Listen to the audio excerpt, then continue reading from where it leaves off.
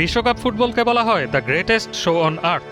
অলিম্পিকের মতো আয়োজন বা আরও হাজারো খেলা থাকার পরেও ফুটবলের এমন বৈশ্বিক হয়ে ওঠার গল্পটা ঠিক রাতারাতি সম্পন্ন হয়নি। 1985 সালেও অভিজাত ইংরেজরা যাকে বস্তির খেলা বলে ডাকতেন, সেই ফুটবল আজ সব সীমানা ভেঙে মানুষের ড্রয়িং রুমে ঠাঁই করে নিয়েছে। দারিদ্র আর বঞ্চনা ভুলে পেলের কাদামাখা পা কিংবা ম্যারাডোনার জাদুকরি ড্রিবলিং সবই শুরু হয়েছিল গলিঘুপচি থেকে। আজ লাতিন আমেরিকা বা ইউরোপের গলি পেরিয়ে সেই ম্যারাডোনা, ক্রুইফ, পেলে, মেসিরাই ঢাকার তরুণের শোবার ঘরে পোস্টার হয়ে রাজত্ব করছেন। ফুটবল আর পপ সংস্কৃতির বন্ধন এখন অবিচ্ছেদ্য। মাঠের সাম্বা কিংবা ট্যাঙ্গো নৃত্য যেমন খেলাটিকে দিয়েছে সুর, তেমনি লিভারপুল সমর্থকদের you will never walk alone গানটি হয়ে উঠেছে আবেগ আর ভালোবাসার প্রতীক।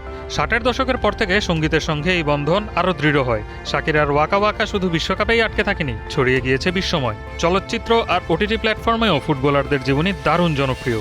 কুস্তুরিকার ডকুফিকশনে ম্যারাডোনার জীবন বা 1939 সালের দ্য আর্সেনাল স্টেডিয়াম মিস্ট্রি এর বড় প্রমাণ। 90-এর দশকে কর্পোরেট পুঁজির হাত ধরে ফুটবলাররা হয়ে ওঠেন পণ্য ও ফ্যাশনের আইকন।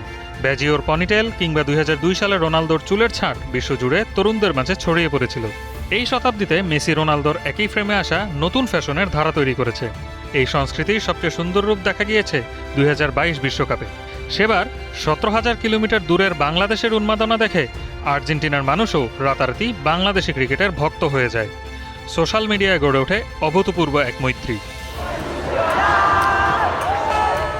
বাণিজ্যের এই যুগে ফুটবলের প্রভাব আরও স্পষ্ট।